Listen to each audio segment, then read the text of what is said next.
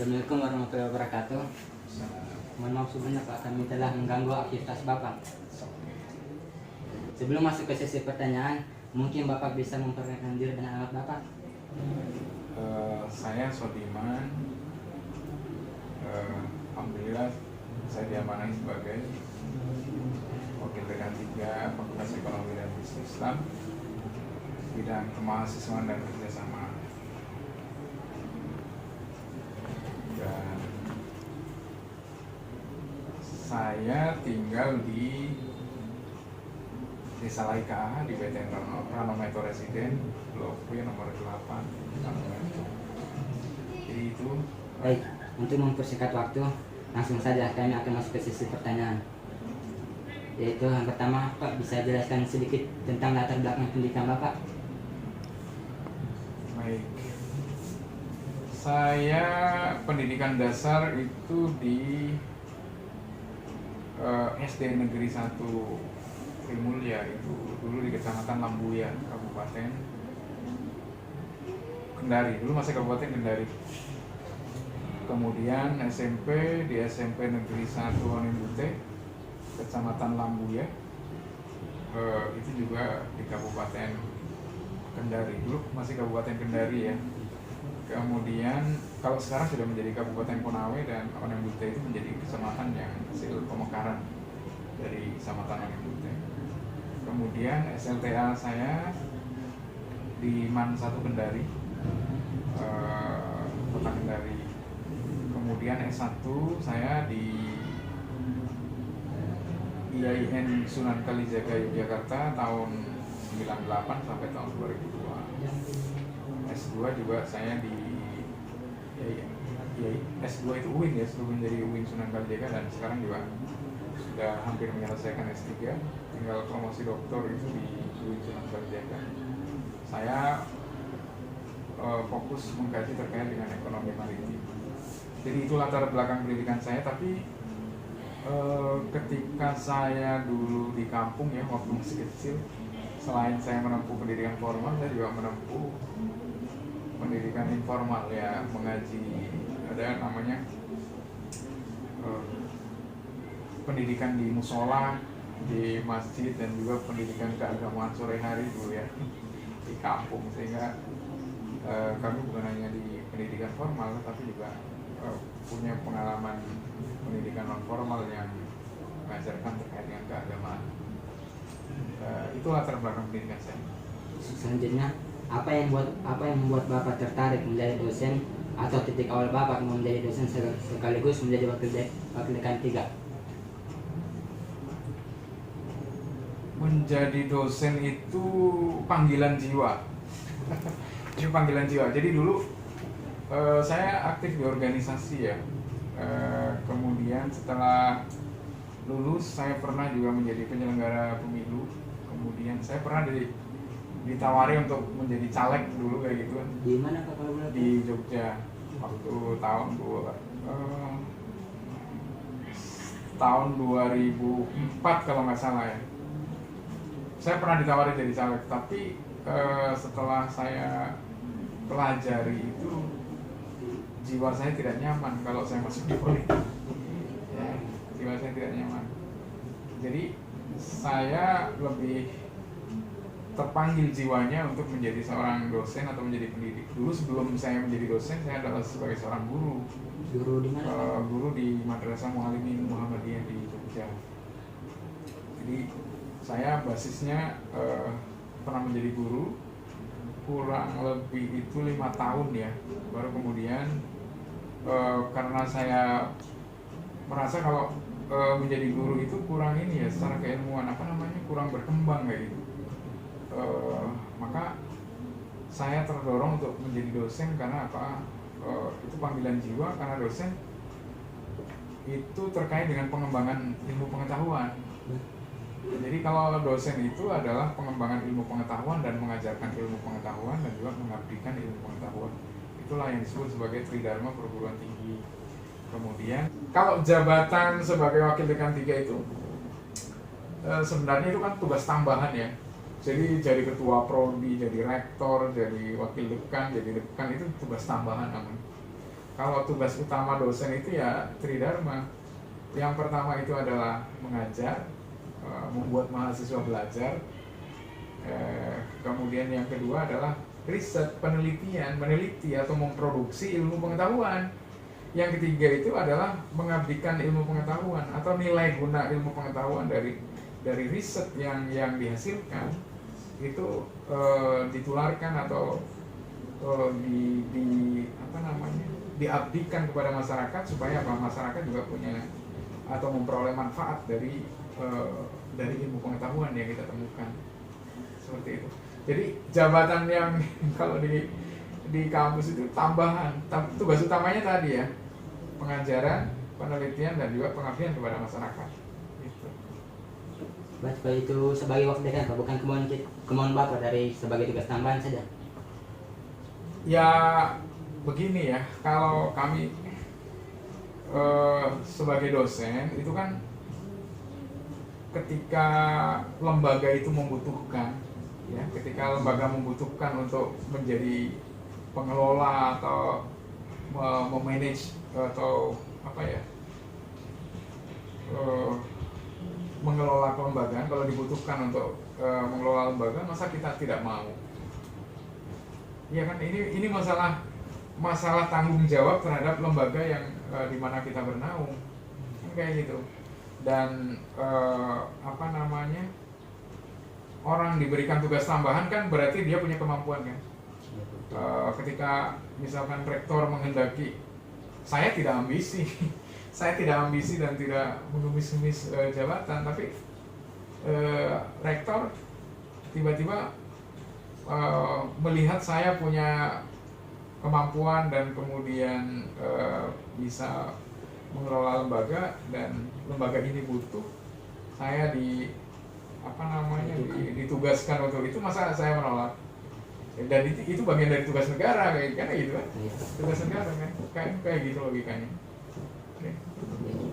Hambatan-hambatan apa saja yang Bapak alami selama mengajar? Kalau mengajar karena itu tugas dan itu panggilan jiwa, saya pikir nggak ada hambatannya ya. Tidak ada hambatannya. Ya. Cuma kadang-kadang karena kita kita manusia ya. Kadang-kadang kalau misalkan ngajar ada juga mungkin tugas lain atau kayak gitu kan yang dibutuhkan juga untuk kepentingan lembaga yang lebih besar. Maka itu misalkan waktunya bersamaan, maka kita ya ditaktisi lah istilahnya kayak gitu kan. Misalkan dialihkan jam mengajarnya atau dipindah waktu mengajarnya, tapi tidak mengurangi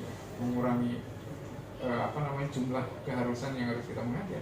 Karena itu menjadi yang pertama kalau saya panggilan jiwa, yang kedua juga tugas kelembagaan atau tugas negara kan gitu.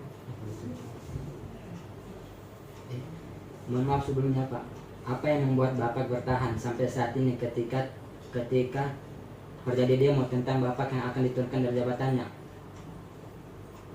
Oh, kalau demo, saya pikir begini, perguruan tinggi itu kan dia melatih pemikiran kritis.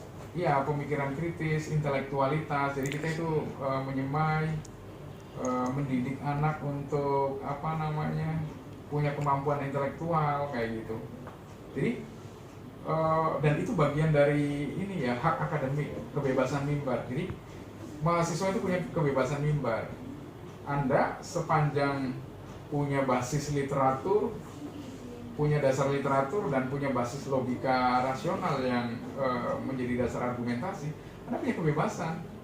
Nggak boleh dibungkam, nggak boleh diintimidasi, karena itu bagian dari proses pendidikan dan pematangan intelektualitas, kan kayak gitu.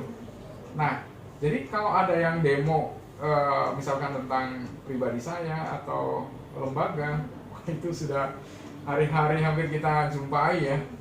Jadi saya melihat itu sebagai ekspresi dari kebebasan mimbar mahasiswa. Yang kedua, itu juga mencirikan bahwa mahasiswa itu punya nalar kritis, dan kemudian dia sedang berlatih untuk mengolah kapasitas, melatih kapasitas, dan juga menjadi pemimpin, asal tidak anarkis dan tidak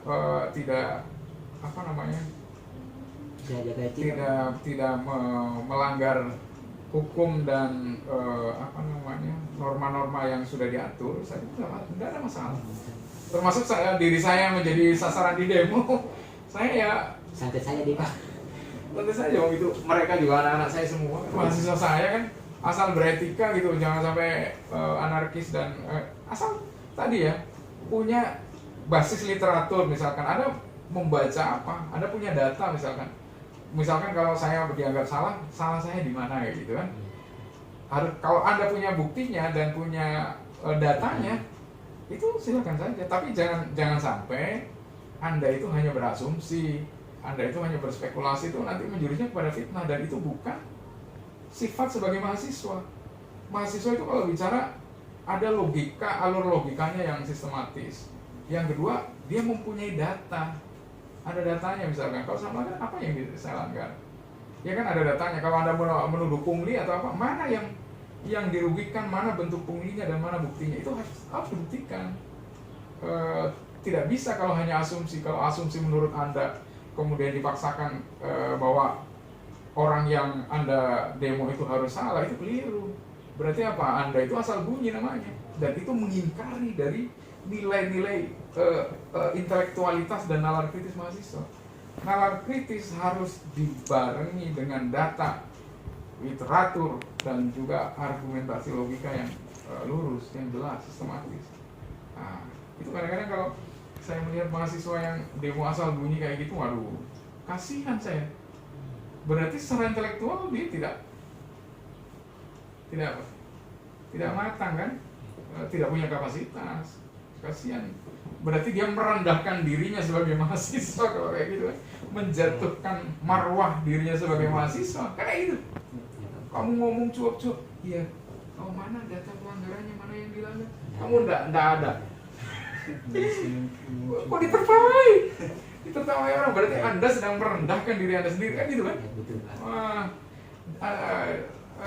jangan begitu, karena secara tidak langsung Anda sedang menjatuhkan diri sendiri, kan gitu. Maka sebelum Anda melakukan sesuatu harus punya data, punya literatur, dan punya basis argumentasi yang kuat, gitu loh. Ketika Bapak menjadi dosen sekaligus wakil dekan, bagaimana pendapat Bapak tentang perkembangan di kampus yang Kendari dari segi pembangunan dan akademik? Kalau secara akademik sekarang kan begini ya, kemudahan akses sumber-sumber belajar itu. Kemudian ya kalau kita bicara kualitas kelembagaan, perkembangan kelembagaan itu kan ada di akreditasi kan, ada di akreditasi, dan akreditasi kita ini baik sekali kan. Kalau di PEDI sendiri ini 2 prodi ini kan B semua, hampir A.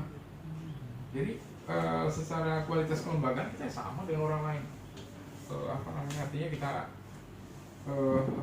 kita punya kualitas ya secara kelembagaan. Jadi Anda juga sebagai mahasiswa jangan ada distingsi misalkan antara Jawa luar Jawa.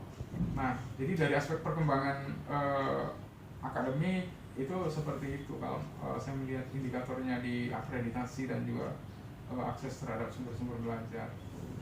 Nah, sumber daya manusia kita juga saya pikir dari aspek pendidik dan juga tenaga pendidikan kita juga cukup lah untuk bisa menyelenggarakan pendidikan yang baik.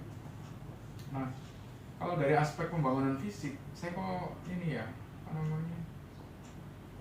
sekarang dimensi fisik kayaknya bukan menempati urutan yang begitu penting deh. Ada kan sekarang kan di dalam dunia bisnis saja itu orang sudah marketplace, sudah bertransformasi ke dalam dunia digital kan. Jadi tapi kita butuh juga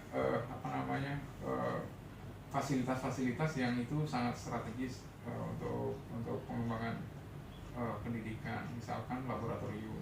Kita punya laboratorium.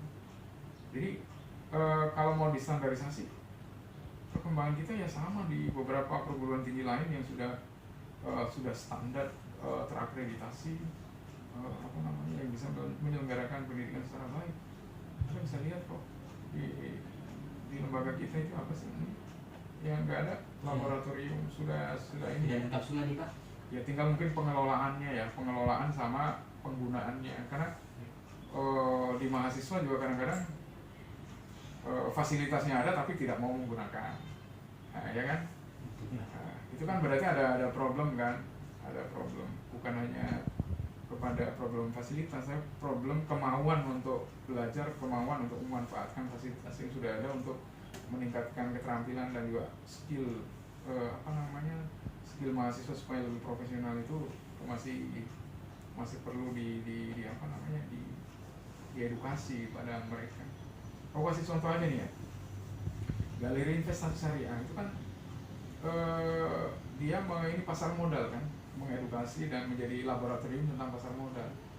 Anda sebenarnya bisa trading saham di sana, iya kan, bisa jual beli saham, bisa cari uang. Tapi kadang-kadang tidak semua mahasiswa itu mau.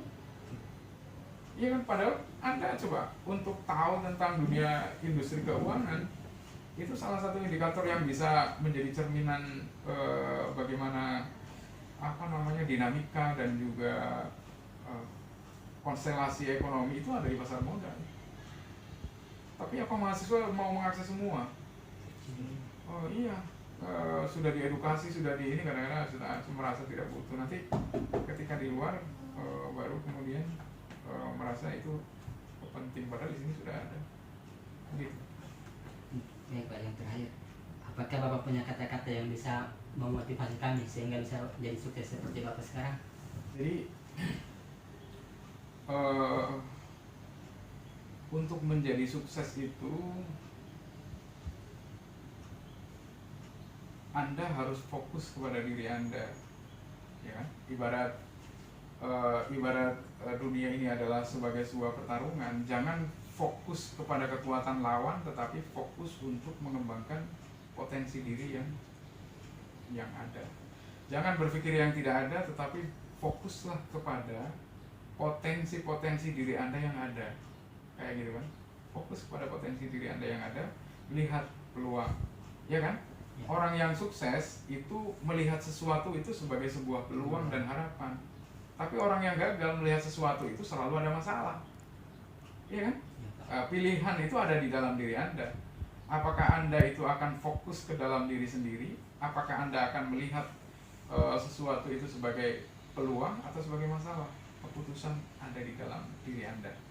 Bisa berikan contohnya Pak, yang melihat peluang menjadi kesuksesan? Ya banyak lah. Misalkan Anda mau jadi pemimpin nih, ya kan? Ya Pak. Kalau Anda menjadi orang sukses, berarti apa? Anda melihat bahwa struktur lembaga kemahasiswaan yang sekarang yang ada itu adalah apa? Untuk mengembangkan atau untuk wadah Anda berlatih. Tetapi kalau Anda orang yang gagal, ngapain ikut lembaga kemahasiswaan, bikin susah saja. Kayak mereka nggak penting gitu, iya, tidak penting, untuk apa juga guna-gunanya, kasih habis waktu. Jadi pilihan itu ada di dalam diri Anda. Begitu ya? Oke.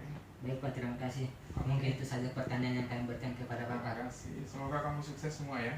Oke. Kami mengucapkan banyak terima kasih karena telah meluangkan waktu Bapak untuk kami. Wassalamualaikum warahmatullahi wabarakatuh.